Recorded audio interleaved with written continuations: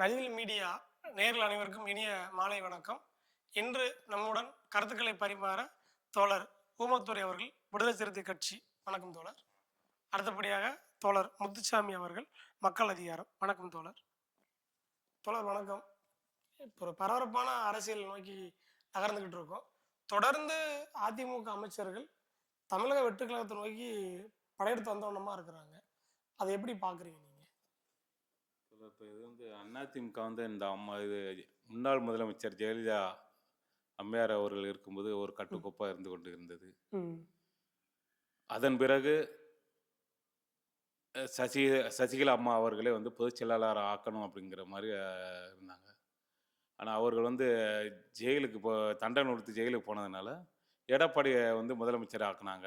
முதலமைச்சர் ஆக்குனதில் அவர் என்ன நினைக்கிறாங்க, நம்ம தான் ஒரு ஆளுமையாக இருக்கணும் அப்படிங்கிற மாதிரி, நம்மளை மீறி வேற யாரும் வந்துடக்கூடாது அப்படிங்கிறக்க அவருக்கு ஆப்போசிட்டாக இருந்தது ஓபிஎஸ் பன்னீர்செல்வம் அவர்கள்.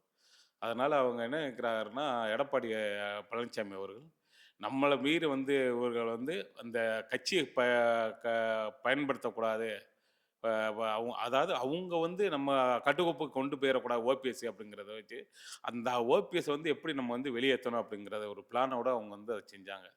அப்படி இருக்கும்போது அவர் அதிருப்தியில் எவ்வளோ போராடினார். நம்ம அந்த அம்மா எவ்வளோ ஒரு காப்பாத்துச்சு அப்படிங்கிறத வச்சுக்கிட்டு நம்ம அந்த கட்சியை கட்டி காப்பாற்றணும், ஆட்சி அதிகாரத்தை கைப்பற்றணும் அப்படிங்கிற ஒரு இதில் அவர் செயல்பட்டார். ஆனால் அவர் இருக்க விடாமல் தடுத்தது எடப்பாடி பழனிசாமி அவர்கள்.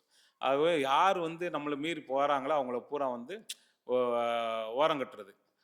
அதை வச்சு தான் வேலுமணி அடுத்து பொதுச் செயலாளர் வேலுமணி வருவார் அப்படிங்கிற மாதிரி ஒரு பேச்சுகள் வந்தது. அப்போ அவங்க என்ன, அவர் எடப்பாடி என்ன நினைக்கிறார், அப்போ அவரை பொதுச் செயலாளர் நம்ம டம்மி ஆயிடுவோம் அப்படிங்கிறத வச்சுக்கிட்டு அவர் அந்த அமைச்சர்களை பூரா ஓரம் கட்டினார். அதனால அந்த எடப்பாடி பழனிசாமி யாரெல்லாம் ஏத்துக்கலையோ அவங்கெல்லாம் வெளியேற்றாரு. ஆமாம், அதுதான் காரணம். தோழர், நீங்க இந்த கருத்தை எப்படி பாக்குறீங்க?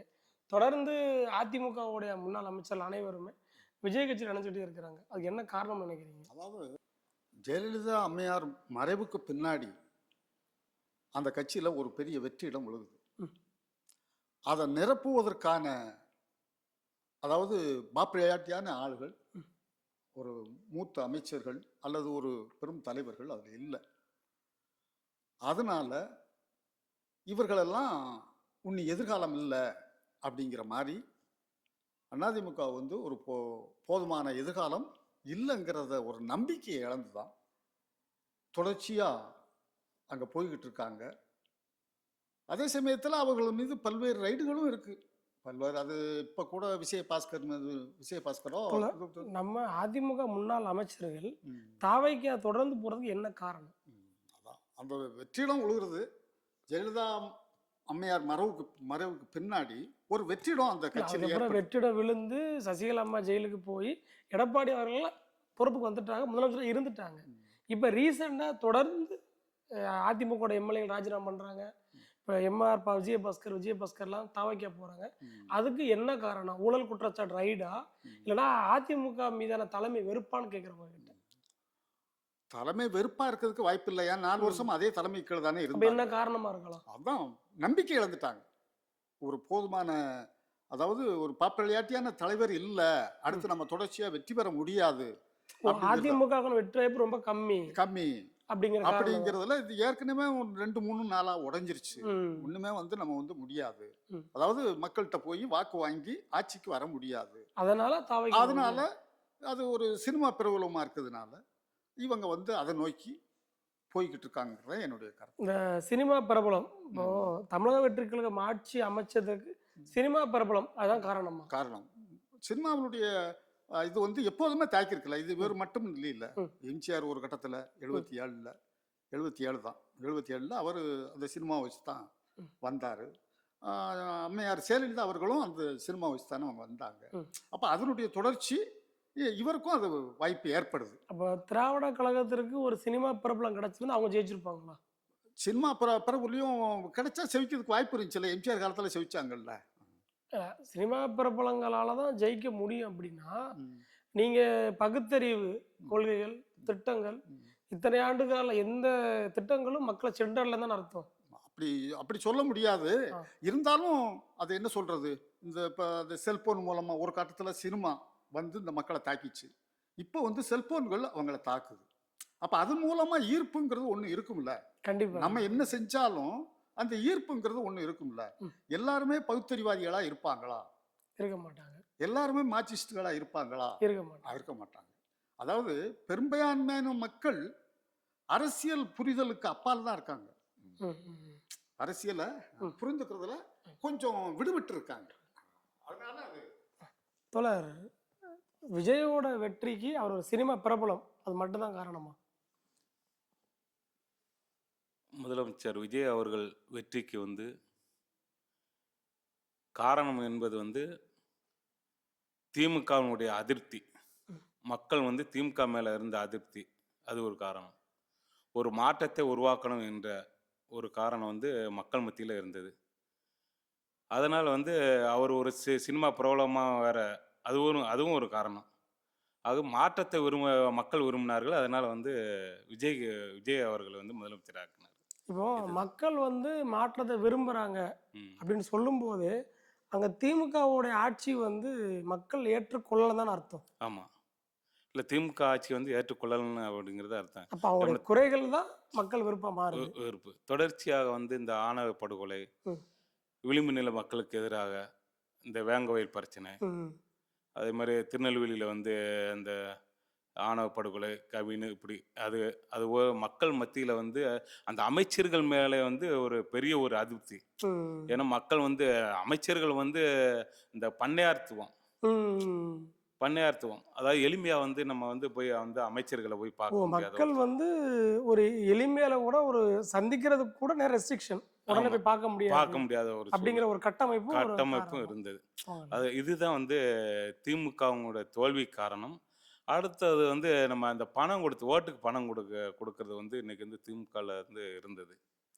அப்ப அந்த பணத்த வந்து இப்ப வந்து பணம் குடுத்தா தான் ஓட்டு போடுவாங்கிற ஒரு நிலை இருந்தது. ஆனா இப்ப வந்து பணம் இல்லாட்டாலும் வந்து ஓட்டு போடுவாங்க அப்படிங்கிற ஒரு மாற்றத்த வந்து விஜய் அவர்கள் வந்து இந்த தேர்தல் வந்து நிரூபிச்சிருக்கு. உடைச்சிட்டாரு. ஒண்ணுல உடைச்சிருக்கு. உடைச்சிட்டாரு. ஆமா. இப்ப தாவேக்காவோட ஆட்சி ஒரு 5 ஆண்டுகள் நிறைவடையுமா தொடர்ந்து?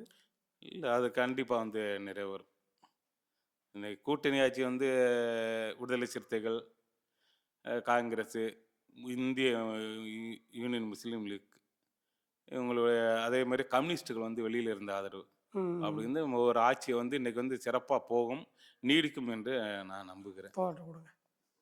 தோழர், இடது வலது கம்யூனிஸ்ட் கட்சிகள் விஜய்க்கு ஆதரவு கொடுக்காததை எப்படி பார்க்குறீங்க? மறைமுக ஆதரவு தான் கொடுப்போம்.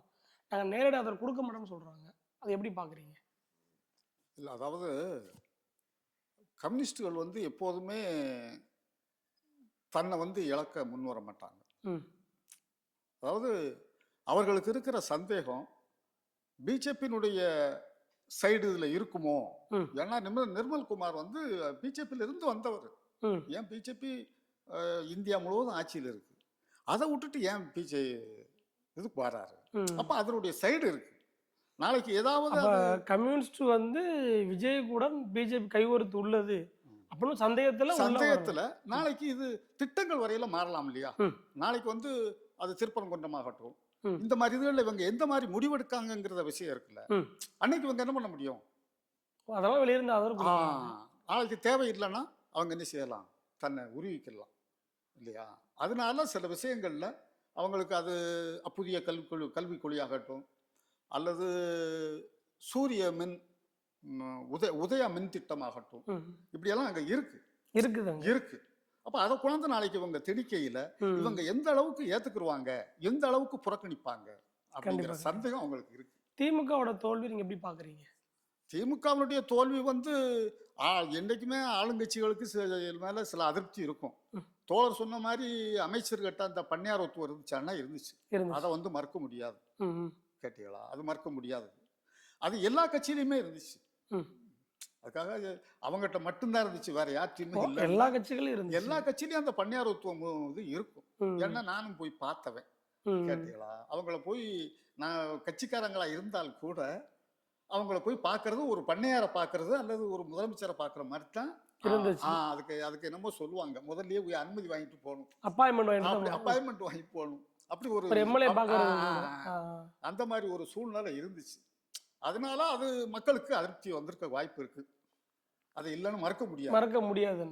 ஆனா அதே சமயத்துல அவர்களுடைய திட்டங்களோ அவர்களுடைய ஆட்சி முறைகளோ குறை சொல்வதற்கு பெரும்பாலும் வாய்ப்பில்லை. வாய்ப்பு இல்லை. அவர்கள்கிட்ட சில குறைபாடு இருந்திருக்கலாம், அது ஆளுங்கட்சினாலே குறைபாடு இருக்கும், அது இயற்கையானது.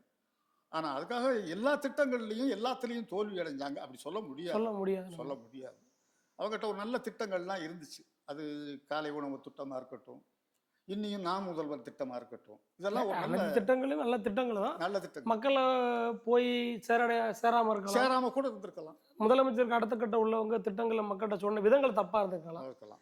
இப்ப திமுக திரும்ப ஆட்சியை பிடிக்க என்னென்ன தவறுகளை சரி செய்யணும்? திமுக ஆட்சியை பிடிக்க அதாவது மக்களோட ஒண்டி போகணும். ஒண்ணு, மக்களுக்கு தேவையான திட்டங்களை, மக்களுக்கு எதிரான எதையும் ஏத்துக்கிற மக்களோட ஒண்டி போகணுமா, ஒண்டி போகணும். மக்கள் அன்பை பெறணுமா?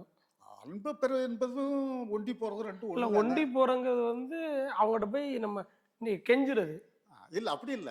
அது கெஞ்சிறதா வராது. அவங்களை அதாவது அனுசரிச்சு உதாரணத்துக்கு சொல்றது, அவங்களுக்கு தேவையான திட்டங்களை நிறைவேற்றி கொடுக்கணும். நிறைவேற்றி கொடுக்கணும். அவங்களுக்கு அதிருப்தி இல்லாம இப்ப நிறைவேற்றி கொடுத்தாலே அது அவங்களோட இணைஞ்சு போற மாதிரி தானே. இப்ப உதாரணத்துக்கு தூய்மை பணியாளர்கள் நிரந்தரம் கேட்காங்க. ஆனா நிரந்தரம் கொடுக்க முடியுமானா கொடுக்க முடியாது. முடியாது. காரணம், தனியார் மயம் தாராள மயம் ஏற்கனவே இருக்குது.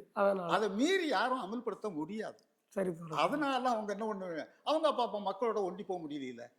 அவங்க ஆயிரக்கணக்கான பேர் போராடிக்கிட்டு இருக்காங்க, ஆனா இவங்க வேடிக்கை பார்த்துக்கிட்டு இருக்காங்கல்ல. அப்ப அது மக்கள் மத்தியில அதிருப்தி தான். அதிருப்தி. அப்ப அதுதான் சொல்றோம், மக்களோட ஒண்டி போகணும், மக்களுக்கு தேவையான திட்டங்களை வகுத்து கொடுக்கணும். அப்பதான் நீங்க மக்கள்கிட்ட ஆதரவை பெற முடியும். கண்டிப்பா. அப்படிங்கிறது என்னுடைய கருத்தா இருக்கு. கண்டிப்பா.